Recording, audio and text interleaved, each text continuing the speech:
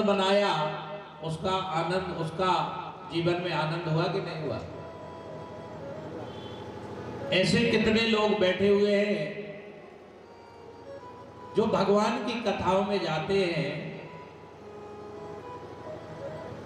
और हर जगह भक्त और भगवान का इतिहास सुनते हैं।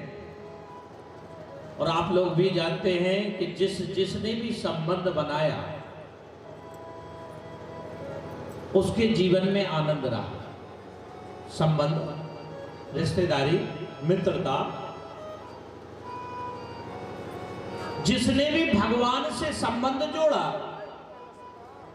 चाहे वो मित्रवत जोड़ा हो, चाहे सखावत जोड़ा हो, चाहे पुत्रवत जोड़ा हो, जिसने भी जीवन में भगवान से संबंध जोड़ा उसके जीवन का भला हुआ।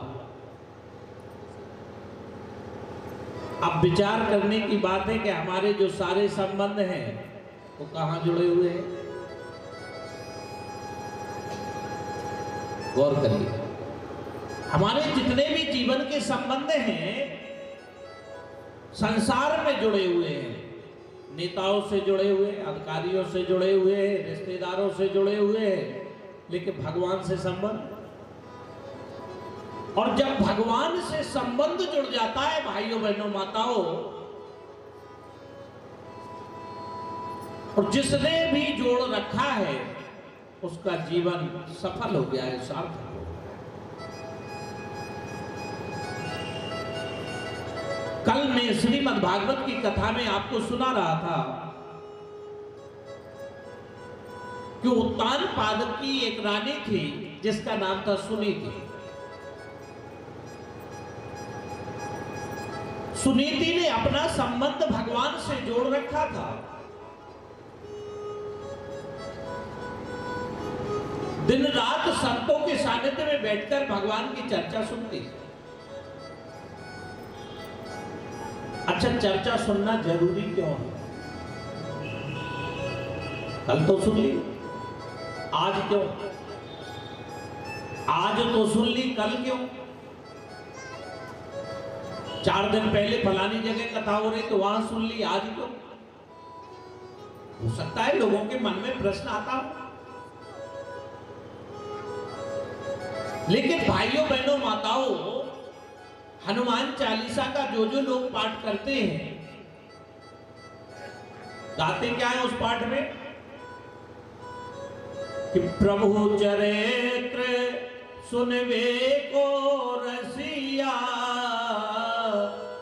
और राम लखन सीता मन बसिया।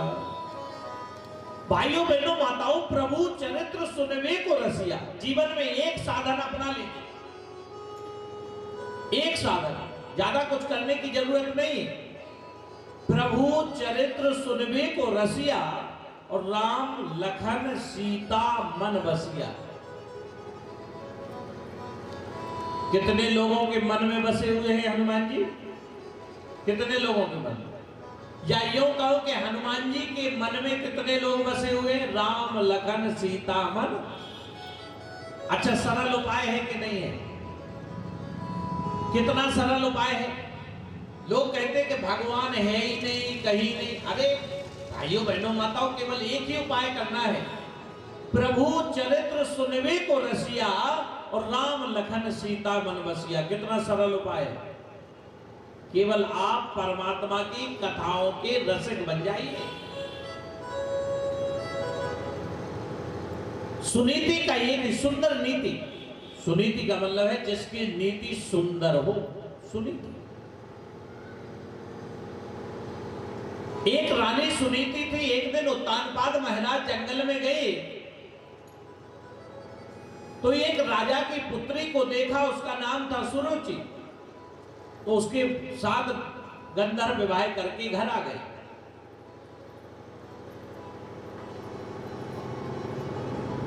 अब सुरुचि का मतलब क्या होता है?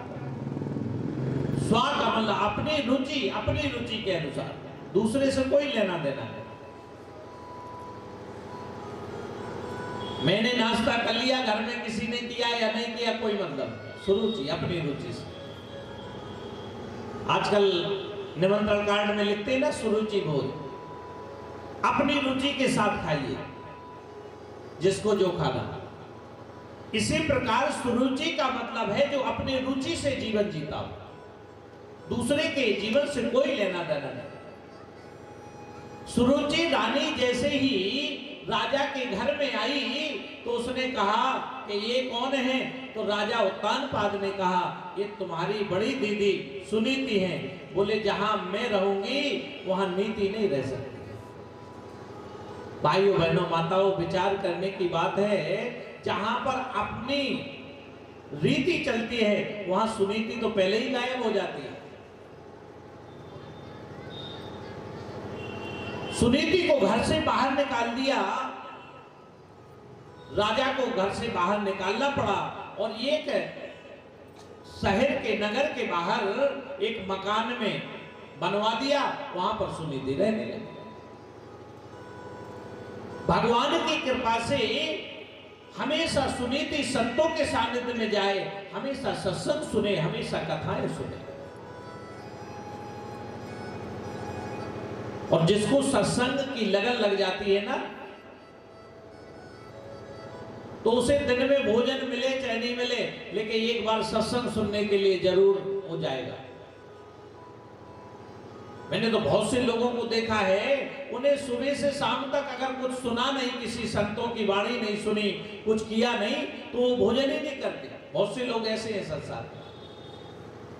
बोले आज तो भगवान की चर्चा सुनने को नहीं मिली, इसलिए मैं अपने भोजन को त्यागता हूं। धन्य है ऐसे लोग।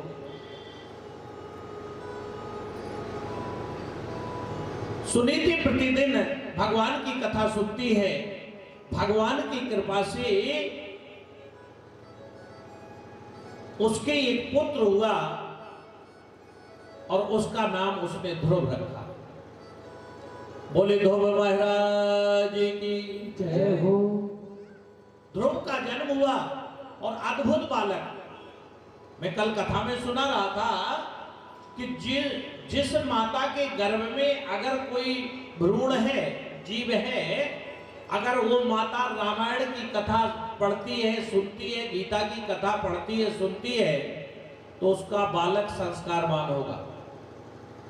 नोट कर लें, जो माताएं के गर्भ में या आगे जाके उनको संतान उत्पत्ति के लिए गृहस्थ जीवन बसाना है, अगर गर्भ में आपके जीव आता है, अगर आप एक बार गीता रामायण पढ़ोगे, जब तक 9 वर्ष वो जीव आपके गर्भ में रहता है, तो निश्चित वो जीव जो है संस्कारवान होगा और भक्त होगा।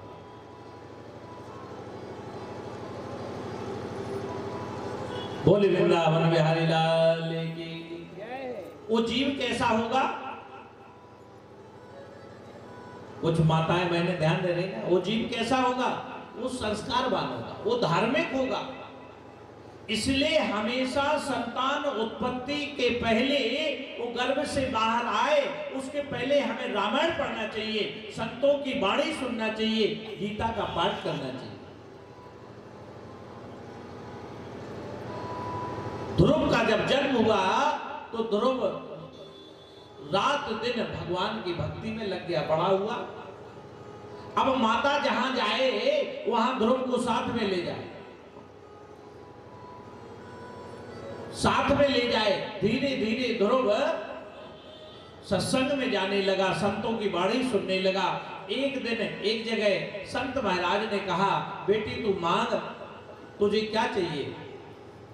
वो हाथ जोड़कर खड़ी हो गई, बोले महाराज मुझे कुछ नहीं चाहिए, आपकी वाणी सुनने को मिलती है, भगवान की भक्ति मिलती है, अब मुझे क्या चाहिए? बोले नहीं बेटी कुछ तो मांग। बोले महाराज अगर देना चाहते हैं तो हमारी एक छोटी बहन है, राजा की एक छोटी रानी है, जिसका नाम सुरुचि है, उसके कोई पुत्र नहीं है, तो उसको भी पुत्र का आशीर्वाद दे दो। क्योंकि जो नीतिवान व्यक्ति होता है, ध्यान देना, वो कभी किसी का अहित नहीं चाहता है, भले उसका दुश्मन क्यों ना हो।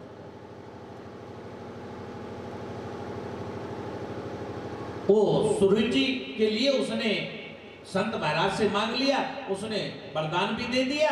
अब कुछ समय पश्चात सुरुचि के भी एक पुत्र हुआ, उसका नाम रखा गया उत्तम। ध्रुव 5 वर्ष तक जैसे ही बड़ा हुआ तो एक दिन खेलते खेलते और राजा के दरबार में पहुंचा,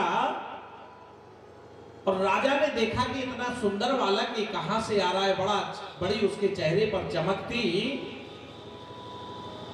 और राजा ने क्या किया, उसको उठाया, सिंहासन से नीचे उतरा, उठा करके और अपने सिंहासन पर बिठा दिया। उसको दुलार करने लगे। बोले बेटा तुम्हारी माता का नाम क्या है? तो ध्रुव बड़े तोतली आवाज में, बड़ी मीठी आवाज में बोला कि महाराज मेरी माता का नाम सुनीति है। राजा हृदय से द्रवित हो गया कि ये तो मेरा पुत्र है। बड़ा लाड़ करने लगा, दुलार करने लगा। ये घटना को सुरुचि जो है महल के अंदर से देख रही थी। वो दौड़ते हुए आई और ध्रुव का हाथ पकड़ा और राजा की गोद से हाथ को खींच करके नीचे फेंक दिया। ध्रुव रोने लगा। बोले भैया ये बताओ क्या मैं राजा की गोद का अधिकारी नहीं हूं? क्योंकि राजा तो कह रहे कि ये मैं इनका पुत्र हूं। बोले नहीं, तू इनकी गोद का अधिकारी नहीं है। अगर तुझे राजा की गोद में बैठना है तो क्या करना पड़ेगा? मेरी गोद से जन्म लेना पड़ेगा। 5 वर्ष का बालक ध्रुव रोते बिलखते हुए अपने घर आया। मन में एक ही लगन, क्या मेरा कोई पिता नहीं है? माता सुनीति के पास आया। सुनीति समझ गई कोई घटना जरूर हुई है। रो रहा है, बिलख रहा है, मैया क्या मेरा कोई पिता नहीं है? सुनीति ने कहा, सोचा कि कोई जिद है तो ऐसे ही बोल दिया तेरा पिता है। कौन कहता तेरा पिता नहीं? अरे तेरा पिता तो जगत पिता है। तो ध्रुव 5 वर्ष का बालक बोलता है, अगर मेरा पिता जगत पिता है तो दिखाई क्यों नहीं देता? बोलता क्यों नहीं है? दिखना चाहिए, बोलना चाहिए। तो उसने ऐसे ही कह दिया कि बालक की हट है। बोले तेरा पिता जंगल में रहता है। 5 वर्ष के बालक को ये लगन लग गई कि मैं आज जंगल में ही जाऊंगा, पिता को ढूंढ के लाऊंगा।